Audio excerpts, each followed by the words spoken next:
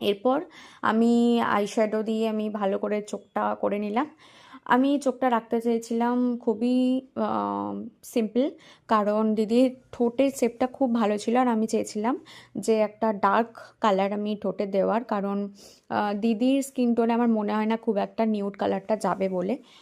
তোমরা কমেন্ট করে জানিও যে লিপস্টিকের কালারটা কেমন লাগছে। আমি যেটা ইউজ করেছি, আমি এখানে একটা মেরুন একটা রেড আমি ইউজ করেছি, আর মিডিল পোর্শনটায় আমি দিয়েছি হালকা রানি কালার, তোমরা যেটা বলতে পারো, হালকা ওখানটা দিয়েছি একটু হাইলাইট করার জন্য ঠোঁটটা। তো অম্ব্রে করে আমি পুরো লিপসটা সেট করলাম। তারপরে আমি একটা সেটিং স্প্রে ইউজ করছি এখানে। এটাও হচ্ছে রিকোটের সেটিং স্প্রে, খুব ভালো সেটিং স্প্রেটা, তোমরা দেখতে পারো। তো দিদির এটা ফাইনাল লুক। তো তোমরা কমেন্টে জানিও দিদির স্কিন টোন হিসাবে আমার মেকআপ লুকটা কেমন লাগলো। ভালো লাগলে লাইক অ্যান্ড সাবস্ক্রাইব করো। বাই।